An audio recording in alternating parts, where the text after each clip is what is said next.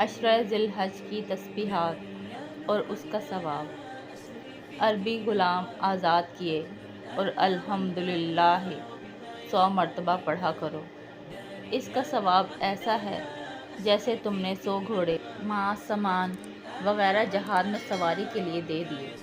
اور اللہ اکبر 100 مرتبہ پڑھا کرو، یہ ایسا ہے جیسے تم نے 100 اونٹ قربانی میں ذبح کیے اور وہ قبول ہو گئے۔ اور لا الہ الا اللہ 100 مرتبہ پڑھا کرو، اس کا ثواب تو تمام آسمان و زمین کے درمیان کو بھر دیتا ہے۔ اس سے بڑھ کر کسی کا کوئی عمل نہیں جو مقبول ہو۔ اس لیے ان مبارک ایام میں بہت ہی اہتمام سے ان مذکورہ کلمات کو بکثرت پڑھتے رہنا چاہیے اور استغفار اور درود شریف کا خصوصی اہتمام کرنا چاہیے۔